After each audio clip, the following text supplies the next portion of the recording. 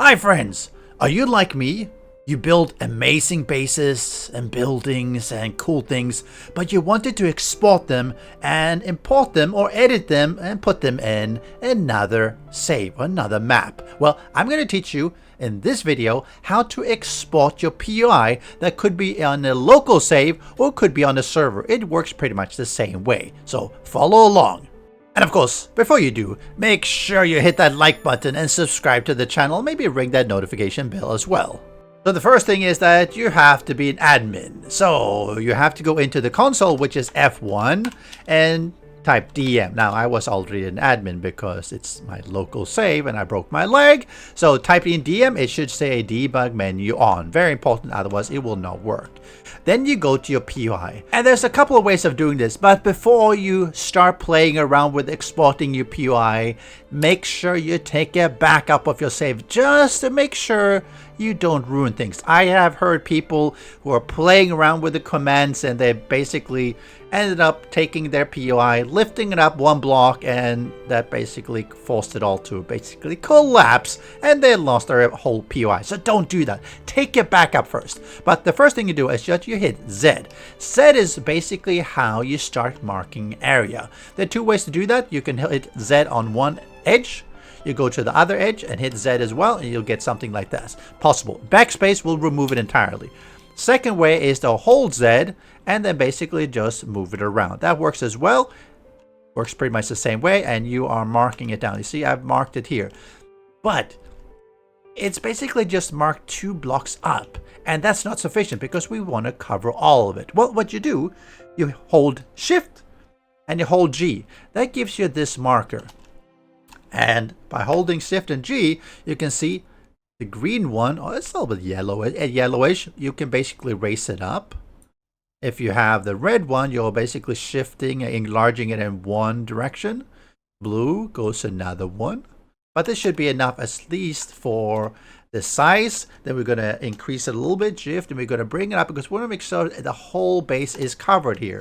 So you might have to make sure you do that because if you miss out the tips, let's say I do something like, nope, not like that. If I do something like this and I bring it, nope, I bring it down, means that these will not be included when I export. And of course, we want to make sure we do that. So let's bring that up. We're also going to go down because we want to make sure we get the floor as well. So we're going to take that one, going to bring it down 1, and that should be enough. So you see, we now have below the base. You want to take probably about 1 block underneath so you don't get collapses later on. Maybe around it so you have everything, and then just verify that everything is in there. It looks pretty good. Then the blue shape is where you've marked your POI. You hit escape, and because you're admin, you'll see the command of export prefab. You click on that, and we're gonna call it base. Very cool. No, actually just cool. And in this case, because we're not on a server, you hit save locally. If you're on a server, you can still save locally, but you can also save it on the server. Export as a part, you don't have to specifically worry about that. Parts are a cool new thing in 7 Days to Die where you can have a base like this. And let me just save this one locally. You see, it's saved and used a data path, and we're going to go there in just a moment. Now, a part is basically a mini piece of a POI, because what you can do, and again, this is I'm digressing a little bit here. Let me mark. Let's say I export this one as actually. Let's make it slightly not as wide. Just this one. Let me export this one as part. If I export this one as a part, and then later on, through configuration, you can basically have a few variations of this one. I could have one that looks like this. I could have one that is blue. I could have one that basically has some other shapes here. And the game will then randomly load one of them based on the parts that you've specified. We're not going to play around with that now, but that's basically what a part is. It's basically a subcomponent, sub-area in a POI itself. But we've actually exported our whole base now, so we're going to backspace here. But now that we've exported it, how do we find it on our disk? Pretty simple. You go to your usual Windows, and you start typing app data, percentage app data, and another percentage, and you hit enter.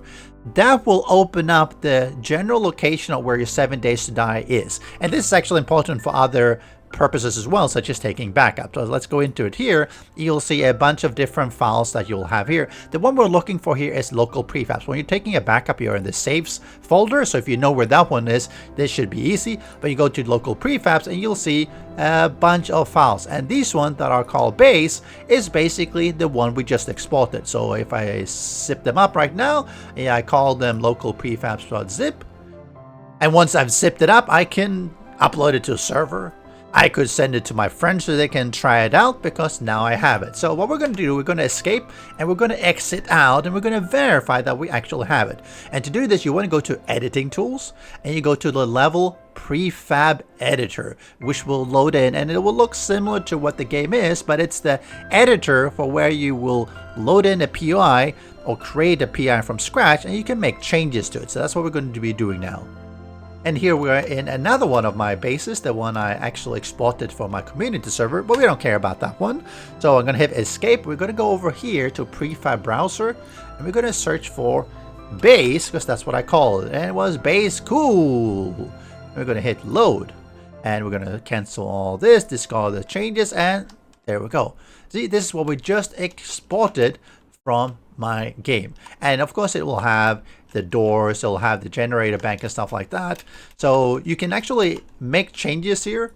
You can delete things, you can add on different blocks, etc. And you can then play around with it and make it even cooler. I mean, not that you can really make this one look cooler. So this is a really good way of exporting a base that you have either in a local game or on a server. You do have to be admin though, to make sure that you're admin, so that you have the permissions to do that. And that allows you to preserve it and take a backup of your POI, or maybe just make it even better so that you can send it and show it off to your friends. Simple, isn't it? Well, hope you enjoyed this short little guide. I will cover in future video of how you take this POI or this base that you have and insert it into an existing map or a new map that you're generating. But this should be enough to get you started on exporting your base. Thanks for watching, and again, hit that like button and subscribing if you enjoyed the video. See you next time.